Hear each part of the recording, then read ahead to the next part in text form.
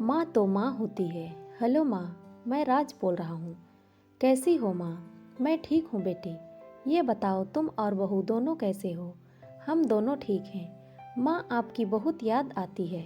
अच्छा सुनो माँ, मैं अगले महीने इंडिया आ रहा हूँ तुम्हें लेने। क्या? हाँ माँ, अब हम सब साथ ही रहेंगे। रीतू कह रही थी माँ जी को अमेरिका ले आओ, वहाँ अकेली बहुत परेशान हो रही होंगी। हेलो, सुन रही हो माँ? हाँ बेटे। बूढ़ी आंखों से खुशी की आंसू बह निकली। बेटे और बहू का प्यार नस नस में दौड़ने लगा। जीवन के 70 साल गुजार चुकी सुमित्रा ने जल्दी से अपने पल्लू से आंसू पोंछे और बेटे से बात करने लगी। पूरे 2 साल बाद बेटा घर आ रहा था। बूढ़ी माँ को मोहल्ले भर में दौड़ दौड़ कर ये खबर सबको सुना दी। सभी खुश थे कि चलो बुढ़ापा चैन से बेटे और बहू के साथ गुजर जाएगा। राज अकेला आया था। उसने कहा कि माँ, हमें जल्दी ही वापस जाना है, इसीलिए जो भी रुपया पैसा किसी से लेना है वो लेकर रख लो, और तब तक मैं किसी प्रॉपर्टी डीलर से मकान की बात करता हूँ। मकान? माँ ने पूछा। हाँ माँ, अब ये मकान बेचना पड़ेगा, वरना कौन इसकी देखभाल करेगा। हम सब तो अब अमेरिका में ही रहेंगे। बूढ़ी आंखों से मकान के कोने कोने को ऐसे निहारा जैसे किसी अबोध बच्चे को सहला रही हो। आनन फानन में जैसे तैसे दाम में राज ने मकान बेच दिया। सुमित्रा देवी ने वो जरूरी सामान समेटा जिससे वो उनको ज़्यादा लगाव था। राज टैक्सी मंगवा चुका था।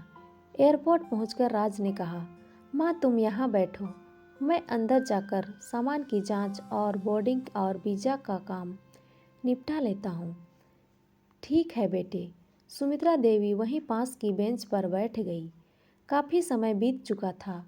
बाहर बैठी सुमित्रा बार बार उस दरवाजे की तरफ देख रही थी जिसमें राज गया था, लेकिन अभी तक बाहर नहीं आया।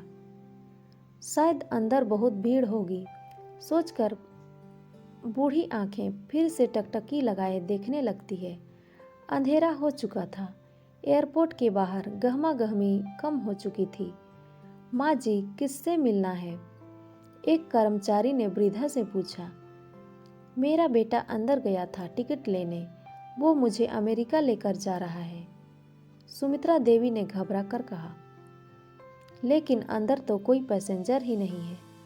अमेरिका जाने वाली फ्लाइट तो दोपहर में ही जा चुकी है। क्या नाम था आपके बेटे का?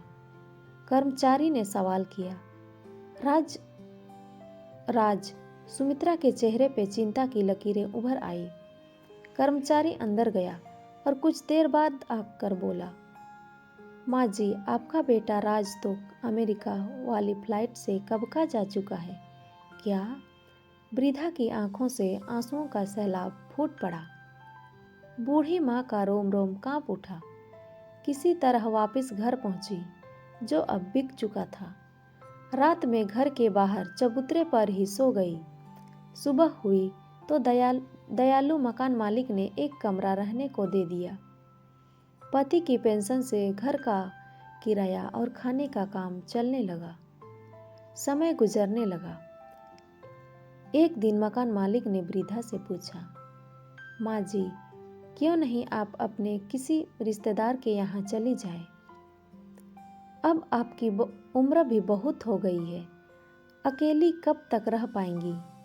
हाँ, चली तो जाऊं, लेकिन कल को मेरा बेटा आया तो यहाँ फिर उसको कौन उसका ख्याल रखेगा?